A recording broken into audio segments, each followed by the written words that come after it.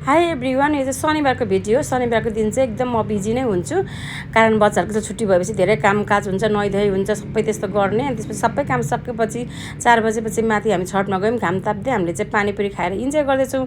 अनि टिकटक पनि बनाउने हेरेँ। यतिकैमा कल आयो अनि दिदीसित गफगाफ पनि भयो। सोनी दिदी आउनुभएको थियो, जापानबाट भेट्न आउनुभएको थियो। उहाँ चाहिँ घर जानुहुँदैछ यसरी। अनि बच्चाहरू चाहिँ उहाँ जाने बित्तिकै गिफ्टहरू खोल्नको लागि रेडी भइसकेको छ। यहाँ चाहिँ खानेकुरा टन्नै लिएर आउनुभएको रहेछ। अनि त्यसपछि बच्चाहरूलाई गिफ्ट पनि ल्याइदिनु आउनुभएको रहेछ। उहाँ दिदीले चाहिँ जापानबाट आउनुभएको थियो अनि भेट्न आउनुभयो यसरी। अनि बच्चाहरू पनि गिफ्ट पाएर खुसी भयो। अनि त्यसपछि मेरो नातिलाई चाहिँ जुत्ता ल्याइदिएर आउनुहोस्। कस्तो दामी जुत्ता क्या, यो जुत्ता एकदम मन पर्यो मलाई। नाति पनि खुसी भयो साथीहरू है। आजको यो चाहिँ शनिबारको ब्लग हो। आजको ब्लगमा चाहिँ यही छ, केटा बच्चाहरूको खुसी।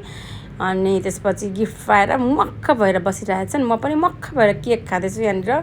अनि बिस्कुटहरू खाँदैछु, चक्लेटहरू सबै बच्चालाई राखिदिएँ। अनि आजको यो मिनी ब्लग चाहिँ छोटो मिठो यति नै छ। साथीहरू जाँदा च्यानललाई सब्सक्राइब गर्नुभएको छैन भने च्यानललाई सब्सक्राइब गरेर प्रार्थना आम्बुजी ब्लगलाई सपोर्ट गरिदिनु होला भन्न चाहन्छु है त साथीहरू। हस् त, bye, see you soon next blog.